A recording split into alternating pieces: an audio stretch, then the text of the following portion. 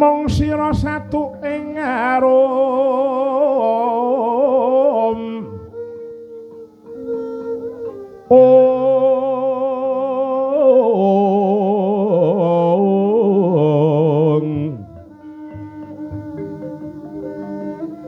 ilining memanis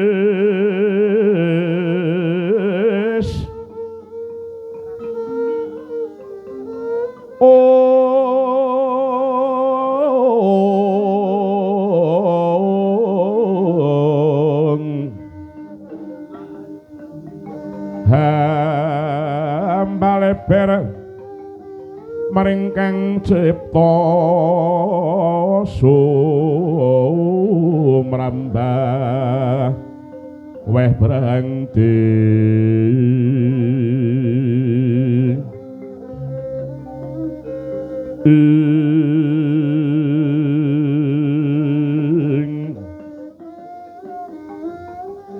Promo Setyasmanaku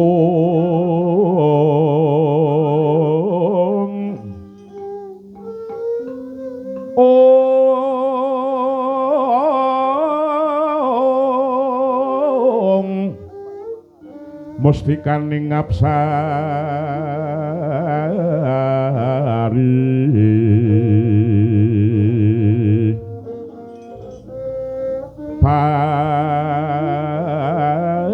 patine hanggun kayung yon maduning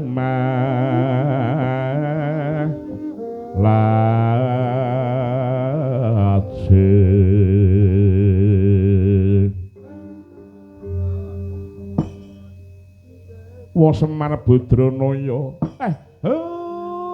bergegek ugek-ugek saduli-duli toh mel wonten dawuh Gus menapa sebabipun dikandara menika nengados matuning kok kados banyu ingkang mongko ngrika langgan menika panjenengan menika lumampah kalian kula sak anak kula niku sampun ngambah wonten ing telenging wana Krendayana lajeng menika panjenengan badhe tindak pundi den Wa Semar Badranaya dadi sumurupmu rikala alis manis ingkang wis kabungkur Abimanyu nampa sasmitaning jagat yen to dewa bakal ngundhunake wahyuning keprabon ingkang aran Wahyu Cakraningrat ingkang mangkono wangsit kang demeling karna Wahyu Cakraningrat bakal tumurun ning telenging wana Krendayana Wa Semar tan smedya bali ning madyaning kasatriyaning Plangkawati yen durung kasembadan kang dadi sedyaning Abimanyu anggayuh wujuding Wahyu Cakraningrat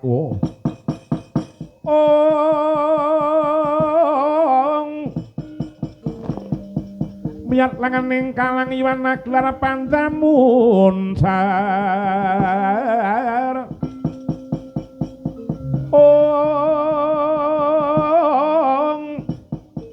tinul kekunang surem sorote tanpa adang kasor lan pacari purnaming gegono dasari mongso ketiga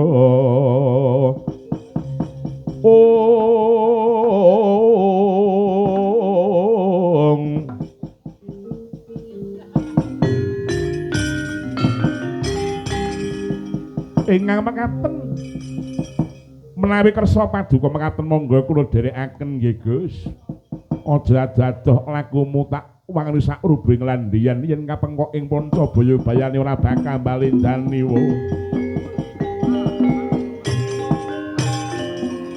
lang rami maning kang sasangka kumanyar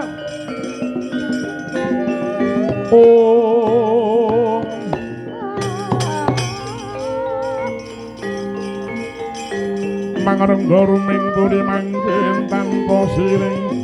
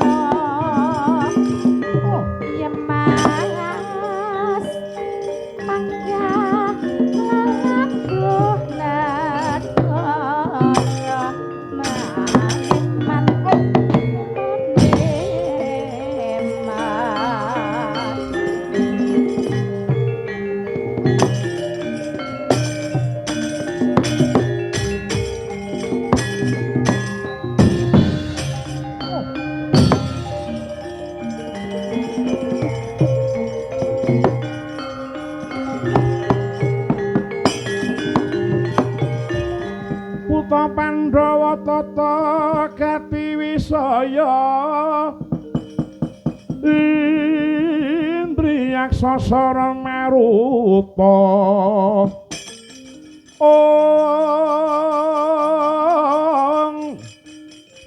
pawana bana maragana samirana lan warayang bonco bayu wisikan gulingan lima hing talah raja satriya mandheka jenengmu sapa ngaku Gus kowe ngaku buta-buta idumu pating caliprat pulahmu ya manuk branjangan yen tambuh marang aku balik sapa pracika ngendi dangkamu takoni durung mangsul junjung dongko pracika parat dongko papan yaksa pracika jenenging buta lumo kasasar basamu sekecap Dik kala cengkang Puspanala Gus, balik kuwi sapa? Raden Abimanyu. Abimanyu. Ya Jaka Pengalasan, Jaka Pengalasan. Ya Raden Jayamurtita, Jayamurtita. Ya Raden Angkawijaya, Angkawijaya. Itu jenenge apik-apik ana coba. Lah nang endi Gus? Ngetutake marang tindak ing suku Gedhe Pinitra gregeting pengangen-angen. Rawe Mbacut kudu pali. Rawe Mbacut urudha pali mangsa kaji dhuwur. Orang dhuwur orang sango gunung merbabu. Aku sugih japa mantra guna kasentikan. Ora tak pamring satru meguru marang batanging buta. Ora didopelok barang iki. Ora layang. Tatap mudorang sangambyar gilang-gilang kuantapun.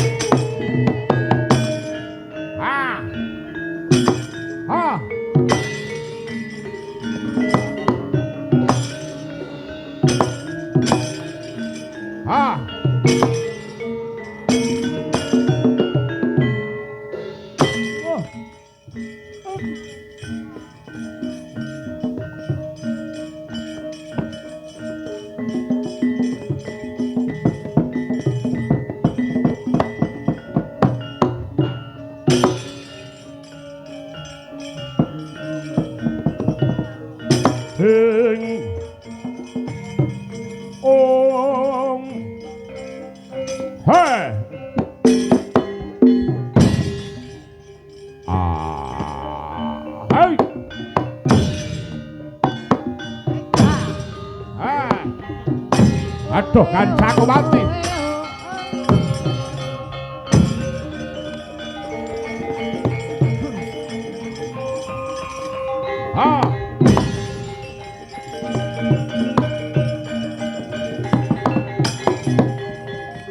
Kiri-kiri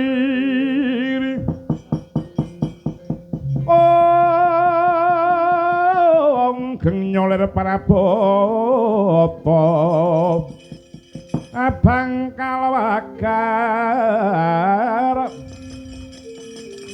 mangwa mungso amin polawan hangrel singonabdo kaya nubruk-nubruk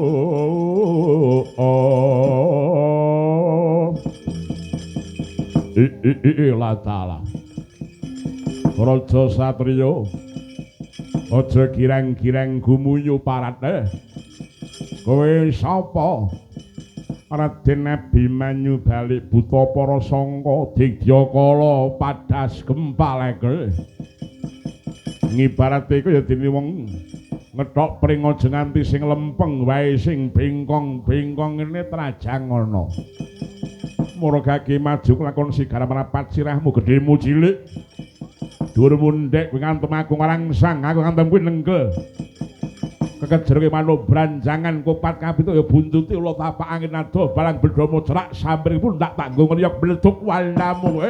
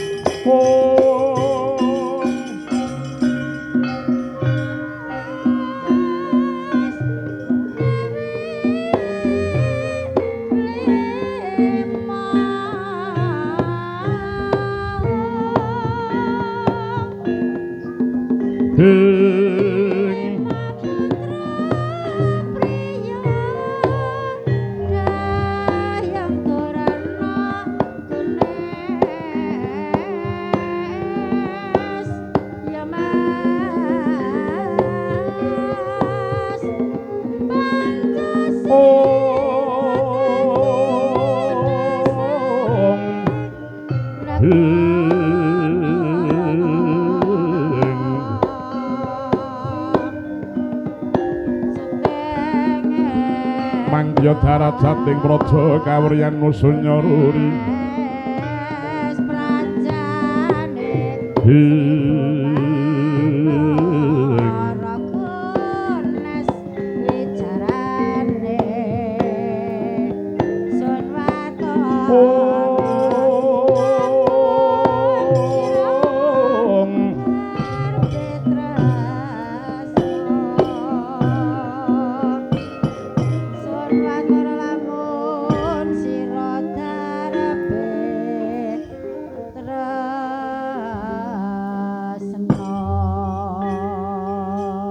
merahino semebang mangaruna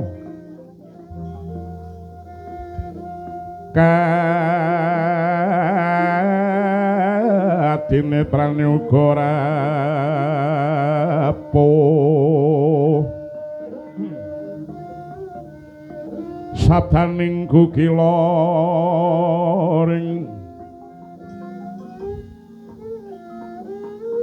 ringkani goro saketar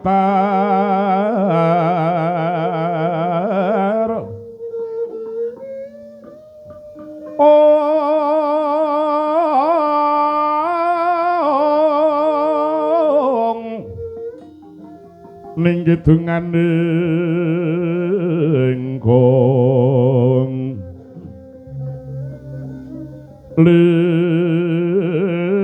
ora sing pinipanto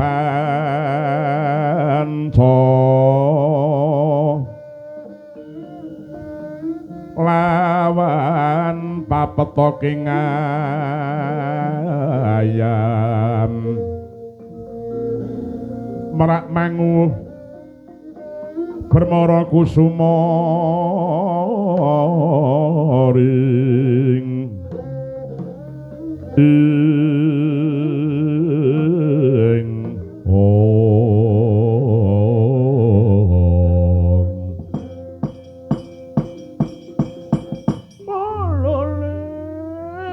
morente duning dumbo wana dadi alas-alas dadi wana dugrehet putuku wong bagus Lesmana Mandra Kumara iki wis tekan madyaning alas Krendha Mahana ya kang sinebut pasetran ganda mayit ya nggih kula ken papa teng mriki toyang iya nggih adu-adu saka Ngastina ki mau pancene kowe kon papa ora kon domino ngono bocah tek kowe aja wedi ya nggih ya Heyangmu saka ki mau bakale ngawat-awati saka kadowan.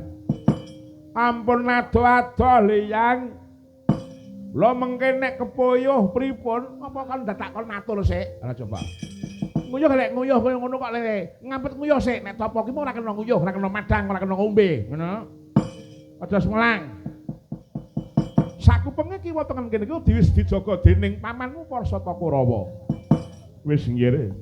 Sing madhep mantep rasane ngatimu dadi jalaran kasembadan sediamu kuluk Lesmana Mandra Kumara.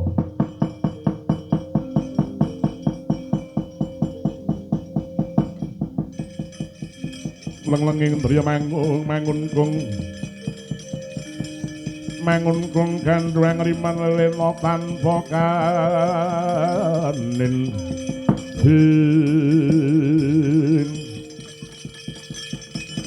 kocap nalika samana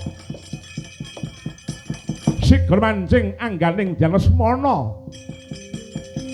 nenggih sang Wulandrema Nalika samana Dewi Wulandremi kang dadi panggudha pangarencana. Ya memba warna dadi macan gembong sak maesa gedene. Gereng-gereng sarwi nengenekan ongyanipun Madra Semana. Mandra Kumara.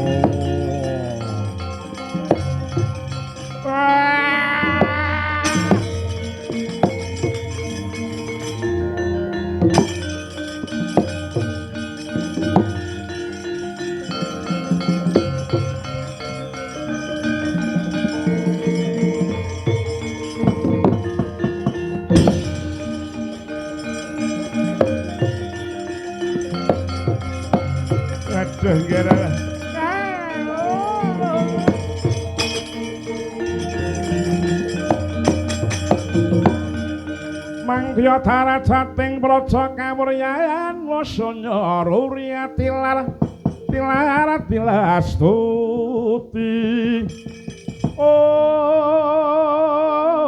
sujana sarajaning kelu kalulun kala tidem tandaning dumadi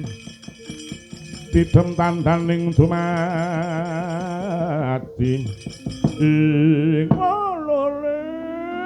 semulante dumulu ngono dadi alas-alas dadi wana. Bocah nek ora kuat derajatan ya kaya ngono ki mau.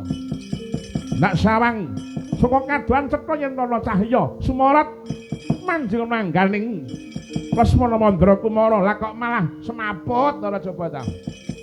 Waduh piye iki Kakang Durna. Ah, bali wae Di. Ayo bali Kakang.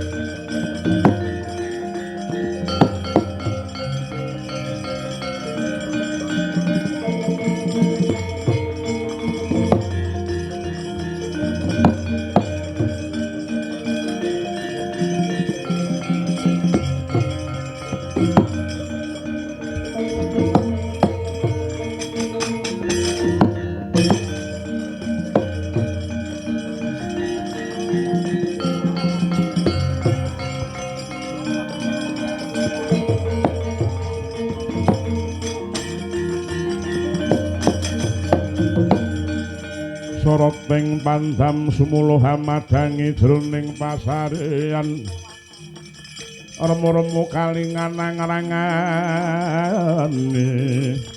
ing Kakang Mbok Wulandremi iki maneh sapriya ingkang keparing macak yoga brata dina iki yen to nitik saka cahyaning satriya iki mampresak sada lan nglimputi marang angganing satriya iki sajak iki tulase wong luhur yayi iya Kakang nanging nadyan tulase ngaluhur durung mesti yen to kuwat kederajatan kanugrahan ya Dimas enggal mancingo satriya iki pun Kakang ingkang bakal dadi panggoda pangarencana ya Di.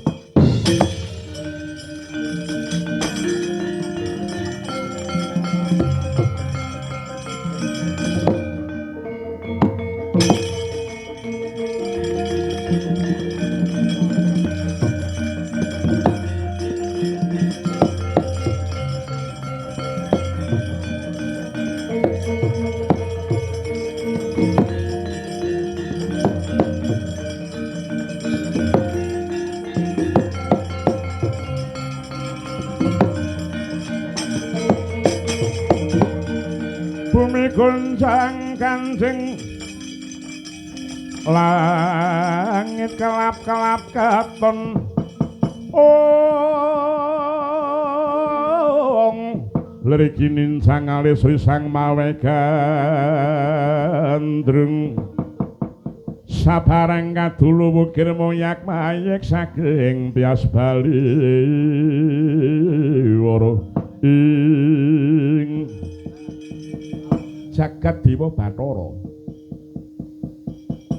ambareng inggonku udara saka semedi teka iki ana bocah ingkang ayu kang mapan ana ing pengarepanku kowe iki mau omahmu ngendi lan jenengmu ki sapa nduk cah ayu ingkang sudi mestani kalian kula menika pun endang ngangeni jenengmu endang ngangeni inggih wingking saking padusunan sawetanipun wana menika kala wau Raden dene paduka menika sinten yen to kowe tambuh marang aku ki mau putraning Napa Ndrawati satriya Parang Garuda Raden Samba kekasihku wong ayu iya ing atase kuwi bocah desa omahe pinggir alas lah kok ayune ngungkuli putri kedaton nduk endang ngangeni kowe tekan kene iki mau kowe duwe karep sing kepiye Raden piye kula menika nembe pados ron-ronan sarta tetuwan ingkang saged kinarya jejampi banjur apa kapake mbok nggo napa menawi sampun pikantuk lajeng dipun sade dening biyung kula wonten ing peken mangke asilipun sadian saged kangge nyekapi kabetanipun gesang kula lan biyung kula. Oh ngono. Inggih. Dadi kowe iki golek gegodhongan kuwi mau ingkang kena kanggo jamu utawa tamba. Yen mesti entuk banjur tak dol ning pasar dening biyungmu. Lah bapakmu ki mau nyambut gawene iki apa? Wit alit kula menika tinirat dening rama kula. Tiyang sepuh kula kakung menika rumiyin menika yoga. Lajeng kula menika dipun lairaken kaling biyung kula menika kula dipun tilar kaliyan inggih menika tiyang sepuh kula kakung gandrung-gandrung kayuyun kepingin rabi kalih waranggana. Oh ngono. Inggih. Wis tekane yoga ki ora adoh kaya ngono iki mau. Ya ngono kuwi. Menika panjenenganipun mekaten wit cilik ora ketunggan dening wong tuwamu lanang. Inggih Raden, ngene ya Cahayu. Bareng aku mirengake marang kandhamu mau suwe-suwe banjur tuwuh rasa welas lan asihku kelawan kowe. Lan maneh eman-eman ing ngapase kuwi bocah ayu lah kok mapane ning pinggir alas. Kersa paduka kados pundi menika Raden? Uripmu bakal tak mulyakake.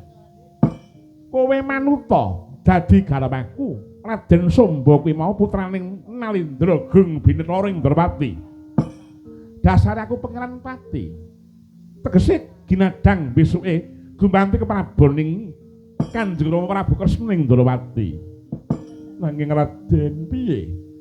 Gesang kula menika mboten saged pisah kaliyan biyung kula. Kuwi perkara gampang, ngono? Mengko biyungmu uga bakal tak boyong ning madyaning Praja Ndrawati. Nanging kula menika dereng kepingin winengku dening priya, kula menika tasih kepingin momong badan kula piyambak.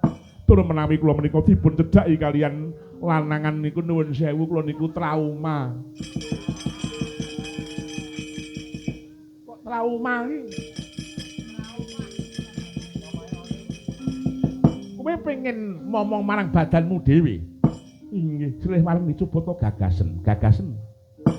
Kowe iki mau bakal senengake ngaluhur derajatmu. Lah kok malah kowe awel ki piye, Lah kok kowe lewo ki kanemu ki piye? Raden Samba kuwi mau putra nata akeh wong wadon ayu-ayu kang padha jejeriya kepengin dadi garwaku ning tak tampik kabeh. Ning wis mono aku milih kowe. Kok kowe malah ora gelem nglanggati karepmu ki piye? Nalarmu piye? Raden menawi mekaten kula sagah nanging mboten sak menika. Nek ora saiki njur kapan? Benjang kemawon menami. Kinten-kinten tigang warsa malih paduka tindak mriki mados iku. Kagiat risang kabirang urin nangkul kinempet-kempet. Dosa ngarep-naning bawana ing jagat Dewa Bathara. Wis tapis kesabaran kowe ngatasé wong lanang kepengin kok mbok duwa karepmu ki piye, he? Wong lanang gedhe kok disemayani. Ora gelem laden marang aku. Tak urudo paling peksa kowe.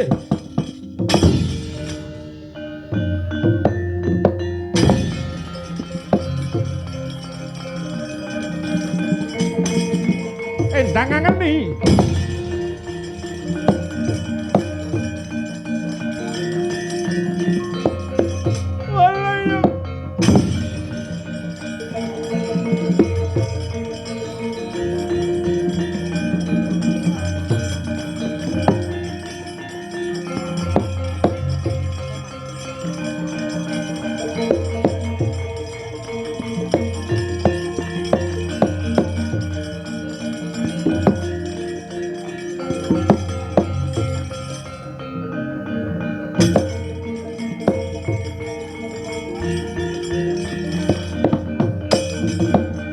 Hanuman malumpat sampun ana witing Nagasari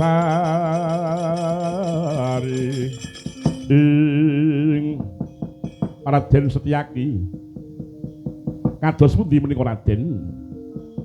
Gusti kula Raden Sumba kok Pak Kabidara. Inggih Kakang. Kakang Begawan Hanuman kamangka kula lan Kakang Begawan Hanuman menika ingkang pinanggenah dening Sinuwun Indrawati kinen rumeksa raharjanipun anak Mas Sumba. Lah menika kados pundi Raden? Menawi wonten menapa-menapanipun kula lan Raden Setyaki ingkang nampi bebendu saking Sinuwun Indrawati. Nggih wungu nggih. Ngisi-sini anak ratu kok ngelekar ning tengah alas niku sampeyan niku pripun?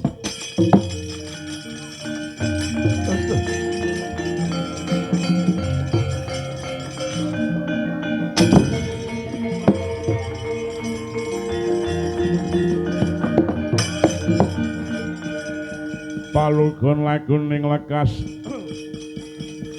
lukita linuding kitung kadung kadareng hamomong ing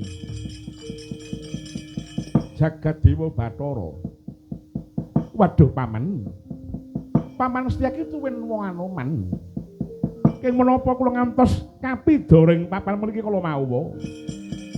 Mesinipun kula ingkang kedah nyuwun pirsa kaliyan panjenengan kok nggih. Ing sekawit paduka menika angger Raden Sumba macak semeding sangandhapipun wit randu alas menika. Ningking menapa lajeng wonten papan mriki dasaripun boten nenget Prawadasina. Waduh. Oh nggih. Kula sampun kengetan menika. Wah, pripun nggih? Kados pundi critanipun nggih.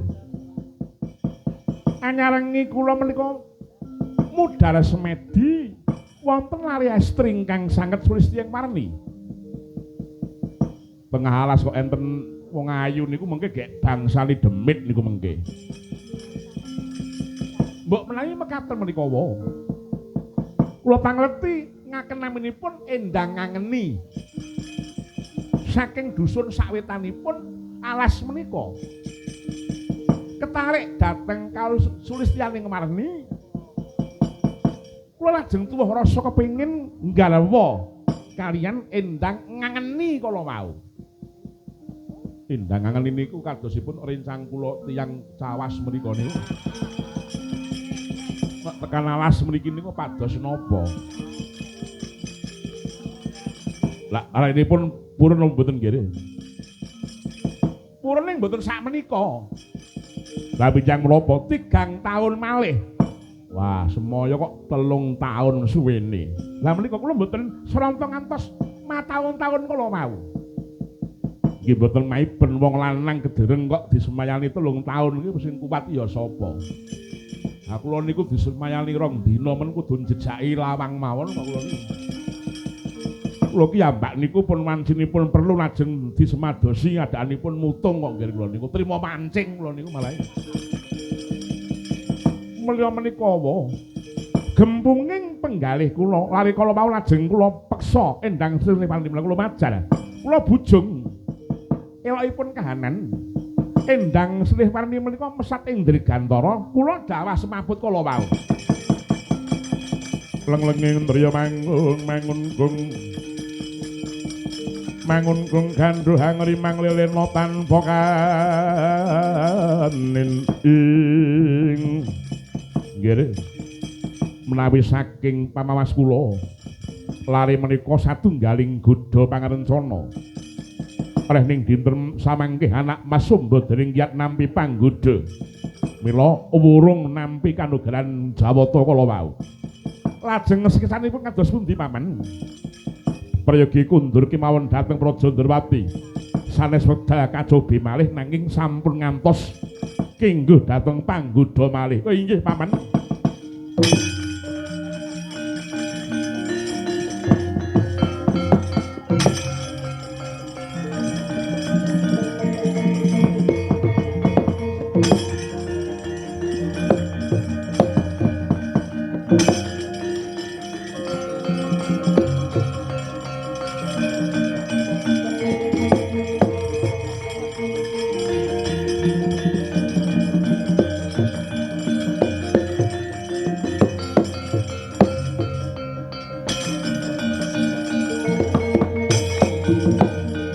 Somadangi jagat duk mungup-mungup paning kapucak ing ukir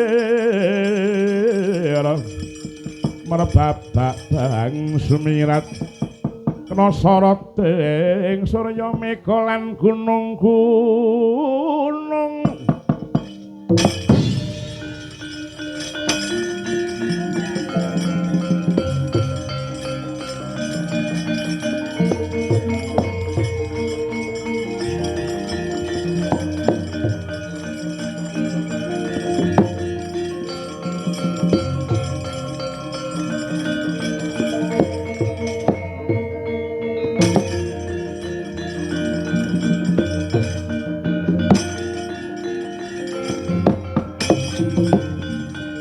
Satrio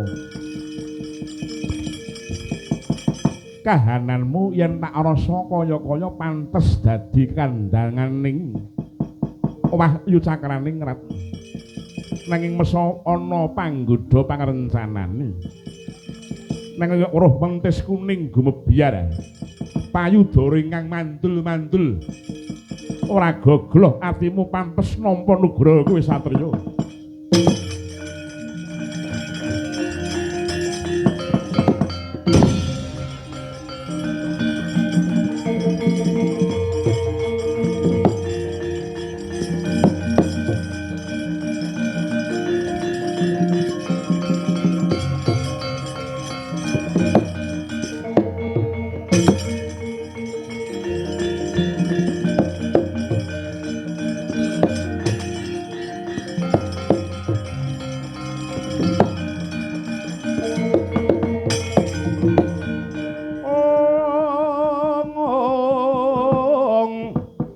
Bremara manguswa muyeng ngambrengeng dadi karonaning kaswasyaning margaman malatgung hing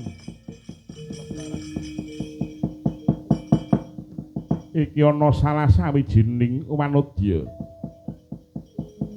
merpeki marang aku kowe iki mau sapa jenengmu wong ayu ingkang sudi mestani dhateng kula nami kula menika pun Endang Ananovianti Sari kula wingking saking padusunan sacerakipun papan mriki dene paduka menika sinten Raden yen tambuh marang aku. Aku satriya ing Plangkapati Raden Abimanyu kang dadi kekasihku. Paduka menika satriya kenging menapa mapan wonten ing wana menika kala wau. Aku kepingin gayuh marang Nugroho kanthi cara manguntapa brata ing tengahing alas iki mau. Mula aja dadi atimu aku bakal bali nutukake nggonku nacak semedi maladi hening. Manggita Raden sanget anggen kula menika ngungun dhateng pasuryan panjenengan piyayi kok baguse kaya ngene. Raden kula tresna kalih peyan Raden. Menawi kepareng kula menika badhe titip balung kula saceklek daging kula setampel getih kula setetes kula tresna kalih peyan Raden. Aja dadi atimu wis ana punakawan ingkang tansah leladi marang aku mula kowe bali aku ora bakal nutuki anggonku nglanggati marang kowe dina iki.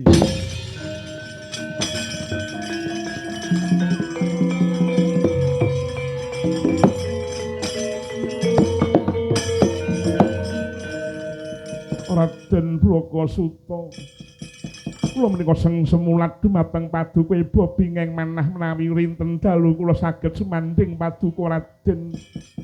Kula tresna dumateng paduka Raden. Ora ana kang tak penggalih kejaba mung nugraning dewa. Mula kowe aja ngribeti marang lakuku. Mboten Raden kula prasetya nadyan ta humiring paduka selaminipun. Ora keduga minggat saka pangapramel kelakon tak longgo curiga mbuh dadi mujangan dewa pati.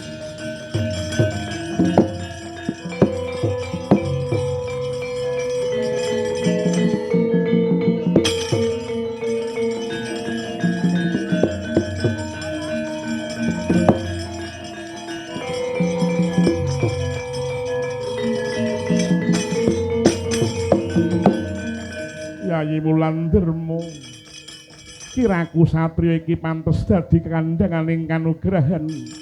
Lermo ing kene Yayi aku bakal ngupadi marang panitisan. Aku pitaya lamun ta Wulandharma lan Wulandharmi tetep bakal mancing dadi jodoh Yayi.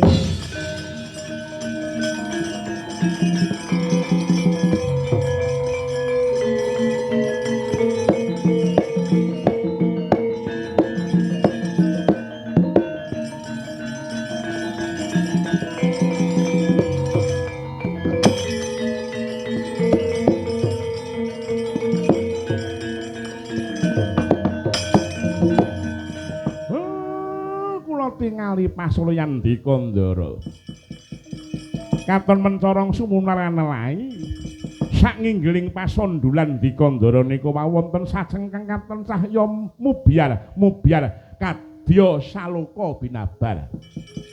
Gus kula pitados sampeyan niku pun entuk nugraha sampeyan entuk wahyu mangkono wae inggih menika monggo kula kanthi nggakundur dhateng kasatriyan ing Plangkawati Den ayo tutna salaku jantraku dina iki wo.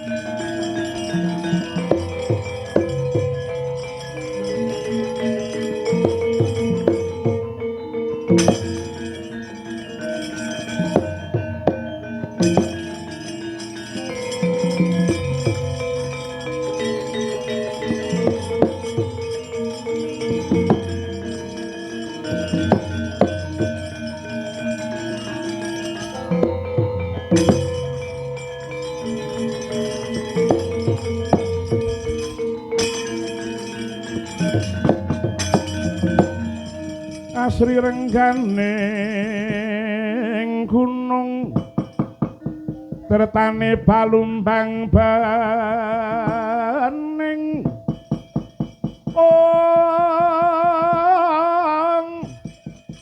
sekar jinambangan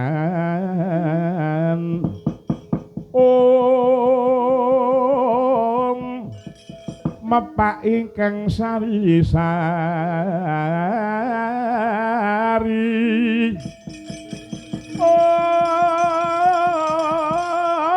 yayah taman ngarga saka unggiwaning putri mandili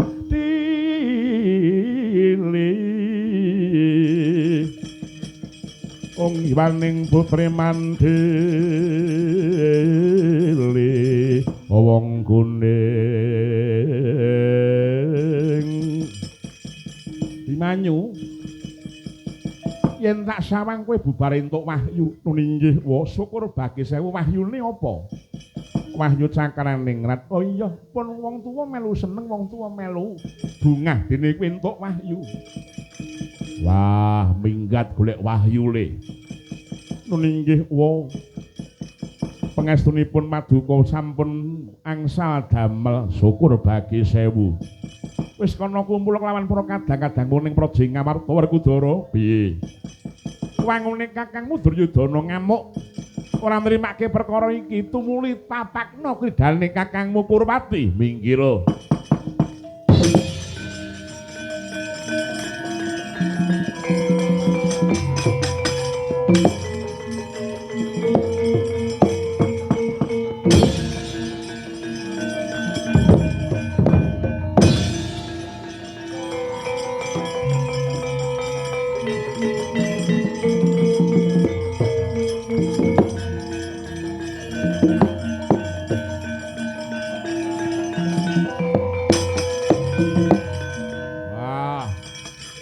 pangling Werkudara timasan iki.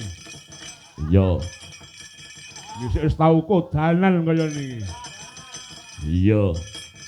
Ora mrimake Abimanyu entuk wahyu Cakraningrat wahyune ndak jaluk nyo tungkak kowe gagelaken.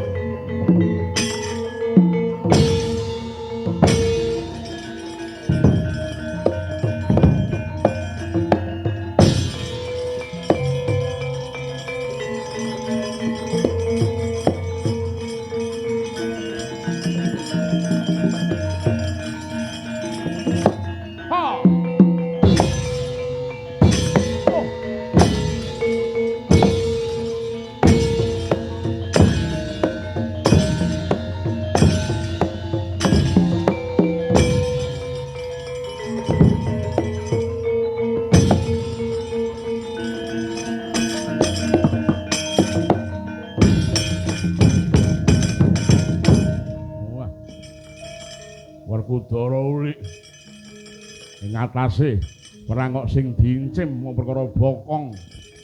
Ngerti nek bokongku gedhe malah didugangi.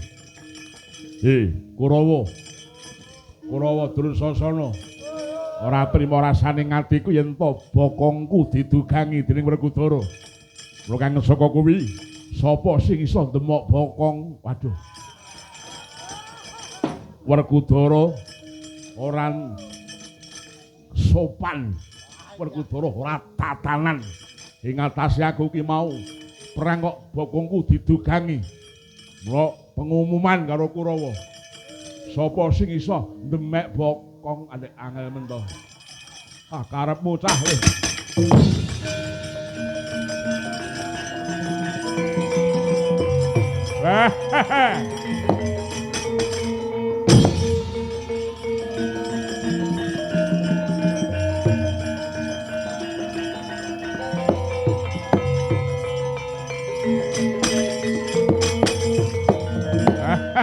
Werkudara Werkudiri anake Man Pandhu tengeng angeng.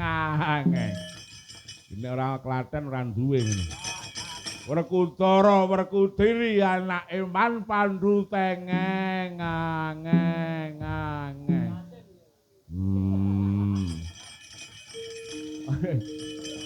Juragane Pak De Bibit dhisik ngene. Modar kowe. Oh. Oh. Wah.